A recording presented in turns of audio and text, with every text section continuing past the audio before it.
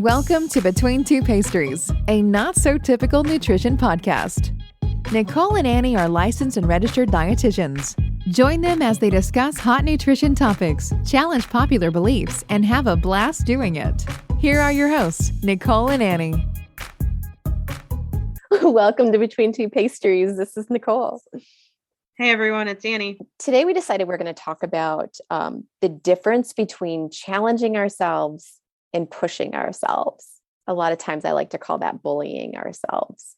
Yeah. And I think that a lot of people sometimes don't really know what the difference is. No, they absolutely don't. And it's related to really everything, right? Certainly we see it with movement or exercise, sports, but you can certainly relate it to nutrition, but also your work-life balance. Yes.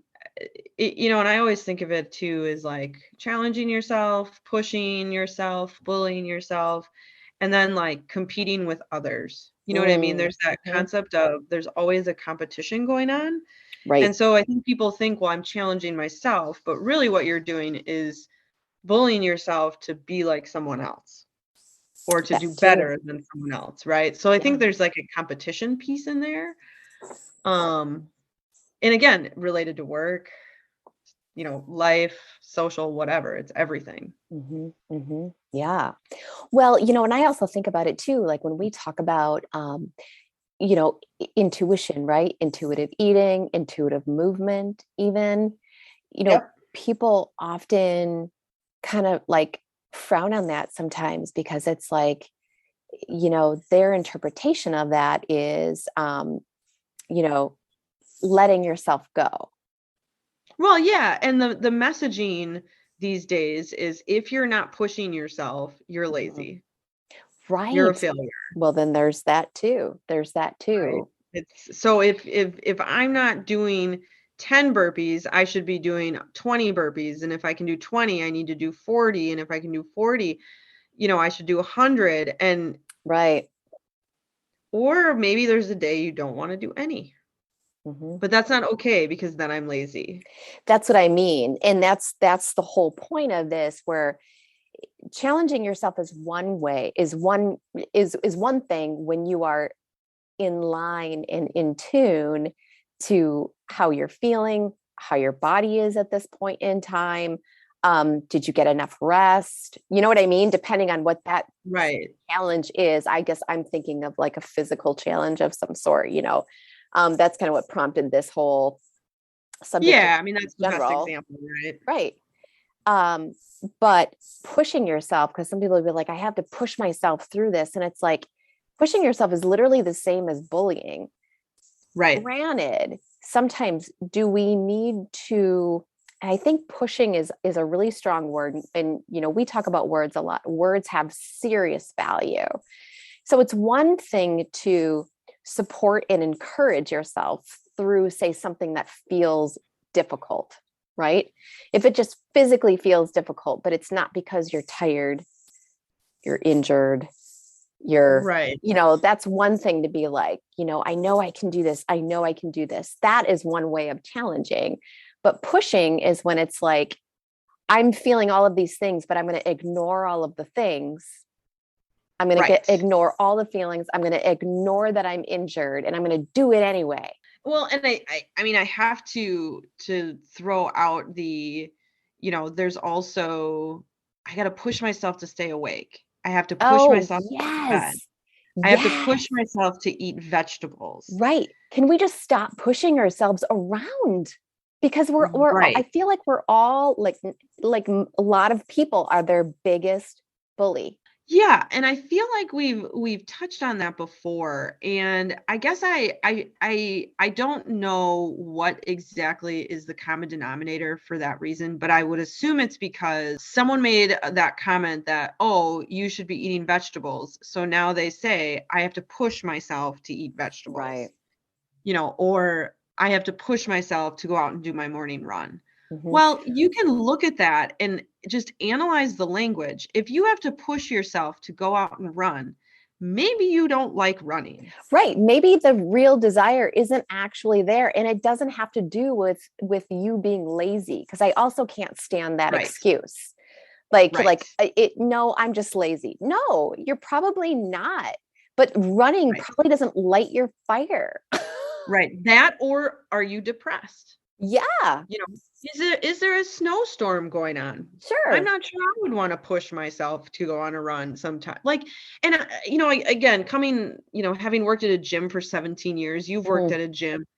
I listen to people all the time say, oh yeah, I got to push myself to do the bigger weights, or I got to push myself to hold, a plank as long as everyone else. And it's like, just own it. Like, you got to put a knee down on that plank. Who cares? But I think, again, when the messaging is you have to be better and bigger and greater and perfect, people are so consumed with that messaging, they forget that they're human and it's okay to be lazy, or it's okay to not do a run, or it's okay to say, I'm feeling really tight. I think I need to go swim instead. Or I hate running. I'm not going to do it anymore. I want to play basketball.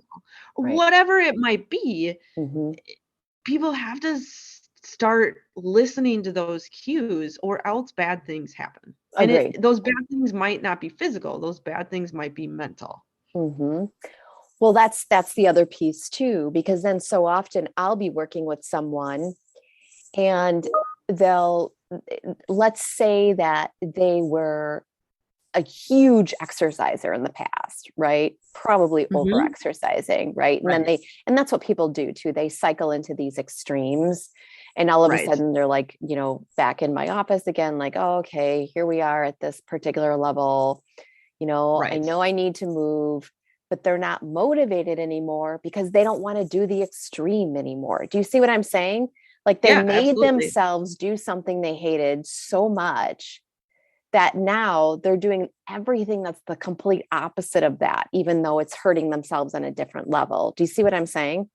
Yeah, it's that all or nothing concept that we talk about it in our book. We talk about it probably on podcasts and in other things as well, presentations we've done, where those cognitive distortions, all or nothing thinking is very real, and all or nothing doing is very real too, where we get involved in, my only hobby is, fishing. That's all I'm going to ever do. And then all of a sudden, I don't like that anymore. And now I flip over and I never fish ever again, even though it was, do you know what I mean? Like, it's the same with sport. It's the same with foods. I mean, I remember having patients who their breakfast for 10 years was a fat-free yogurt, an English muffin, a tablespoon of peanut butter. Yeah, that sounds. And a skim milk. Yeah. And once the bug hits them and they, everything clicks, they hate those foods. They don't ever want to eat them ever again. And so it's very all or nothing. That's right. So we see it in many ways. And, certainly, we're talking mostly about movement here, but we see it in work too, right? I'm going to do 12-hour days. I'm going to do 12-hour days. And then all of a sudden you're burnt out and all you can manage is sick days or 4 hours a day. And that's it. Yeah. Because you are not finding a place of balance. And that's what it comes down to. And, I know a lot of athletes might listen to this and be like, well, I just do what my coach tells me. Well, that's the whole thing too, but that's still a disconnect because you're giving power outside of yourself. Really, really good coaches are going to tell you, if you are not in the capacity physically or mentally to do whatever is on your schedule, don't do it. That's what a really, really good coach is going to tell you, because they know that there's that link to your internal self, right? Like, you have to stay connected. You have to be listening to your body. If all you're going to do is be a robot to whatever your watch or coach or plan says, you're not going to enjoy the sport, period. Right. Exactly.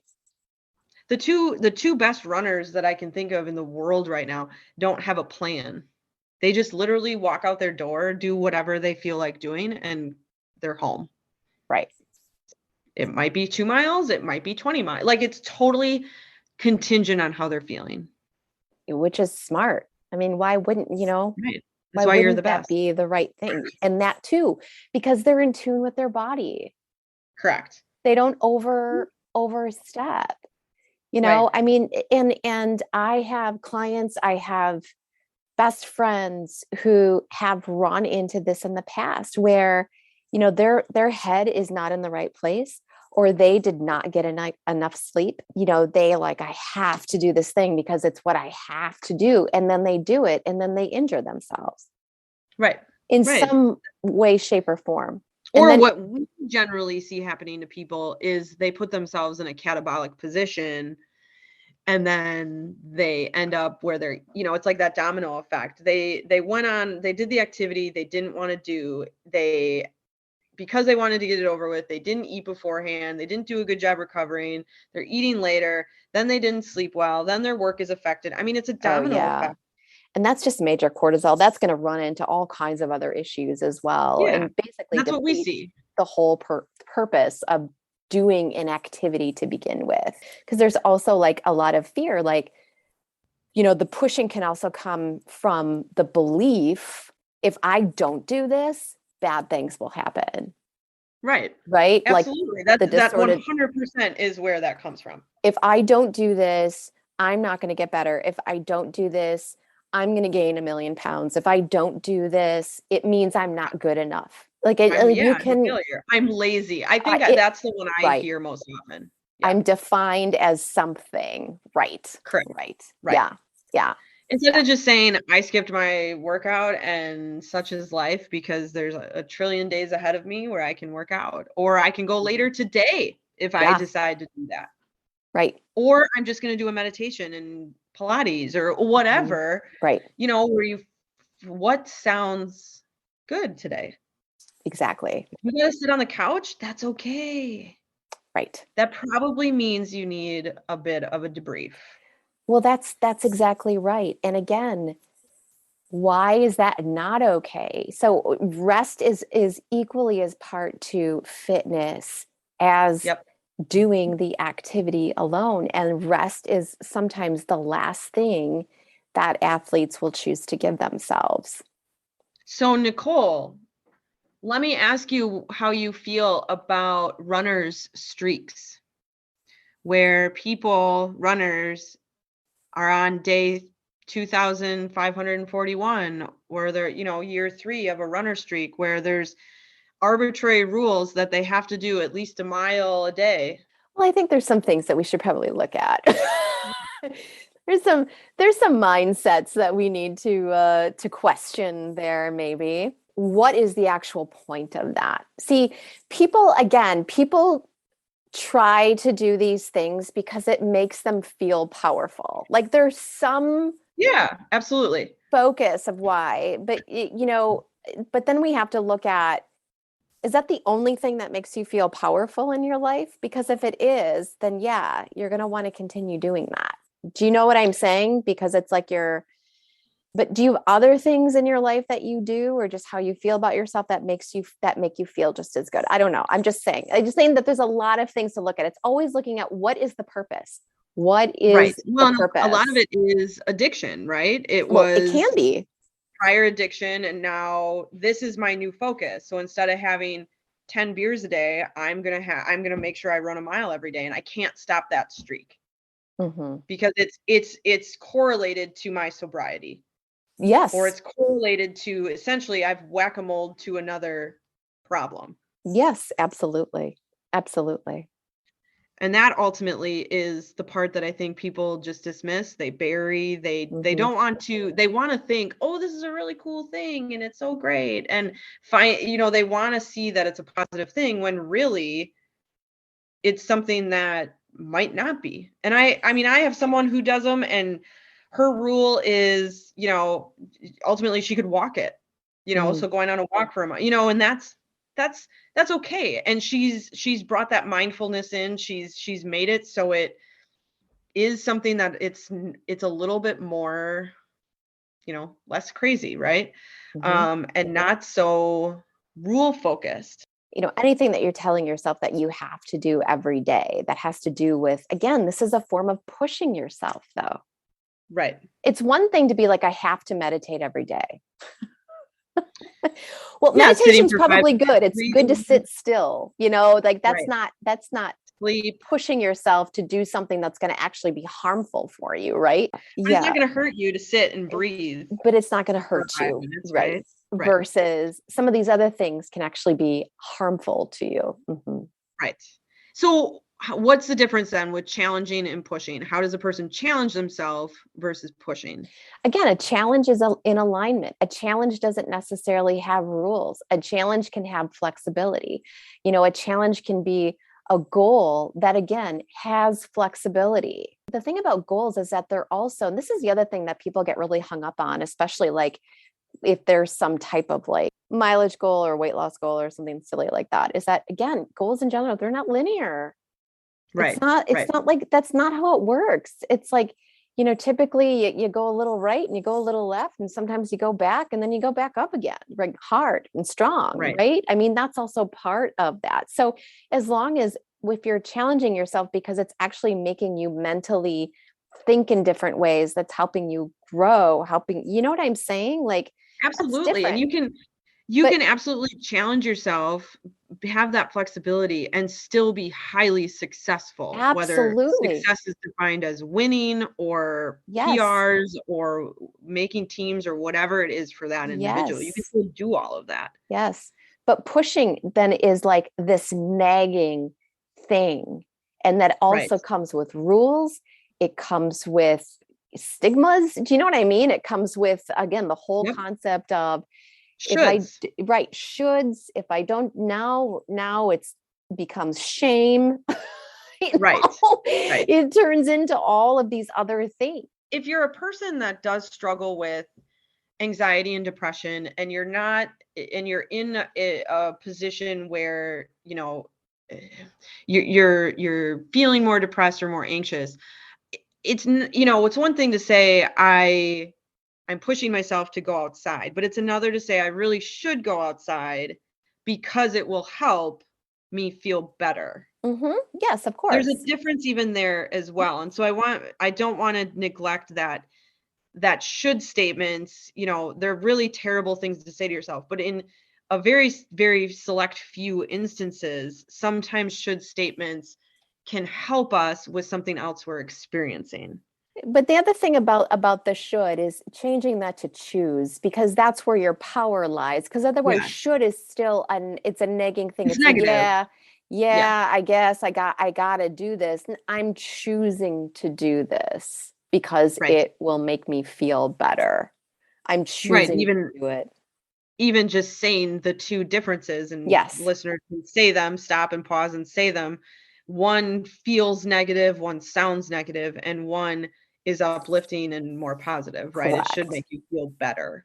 And it will motivate you to do it again, because that's what you're embodying. Otherwise, you're embodying the should. You're embodying the, you're not embodying the, yeah, actually, I do want to do this. Like sometimes we say, I choose to do this and we don't have to love it. But then all of a sudden, I'm choosing this because, wow, I actually do like it.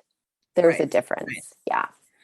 I want to go back to what you were saying about rest and recovery and making sure to have that. And I went on a tangent with the run streaks, but prior to that, when it comes to recovery, there's a lot of people who I think misinterpret recovery because they're in that pushing mindset. So, oh yeah, I'm not doing my sport today, but I'm doing 3 hours of this instead. Yes. Or I'm doing, where they're just simply, they're not replacing one for the other. Yep. Yeah. So it's like this, well, I'm recovering because I'm not running today. But I'm doing this, what other thing in excess, or, nothing facilitates rest other than rest. Maybe a step outside, maybe you garden or something, but again, or you go for a light walk that just is simply to be outside and breathe. Like, there's athletes who have gone years without a rest day. How can you be anything more than mediocre then? Yeah, agreed. So the purpose of pushing yourself it's so ironic. Right. Because you're never going to, pushing yourself and being of that mindset is never going to benefit you. Correct. But it's really scary to do anything other than that. Right. And I was just thinking, like, how self-limiting. If someone is living in that world, that's a very small, boxed world. There's not too much expansion there because of that limitation. You see what I'm saying? Like, and if you really looked at, or whatever, if that individual even looked at, is their life expansive or is it pretty? Well, but they're so scared. I know. It's just one big fear to have Mhm. to do anything other than, well, again, all those what if Well, statements. Well, if I don't exercise in whatever capacity, then I'll sure. gain weight. Or if you don't Right. exercise, then it Right. it all goes back to those purpose and those what if statements that we're, consciously or subconsciously saying. Right. And I don't know if people just don't want to admit that to themselves Mhm. or whatever it is, but Or if they like, don't even realize it, that well, is yeah, just what that that is too. too, especially if that's been a normal thought process or normal even within the groups that they hang with or the family that Yeah. they hang with.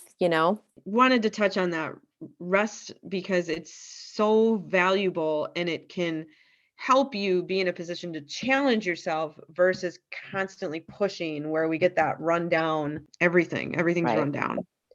Right. And this is a good time too to kind of bring up that these are the things that we'll be covering in our pillar 2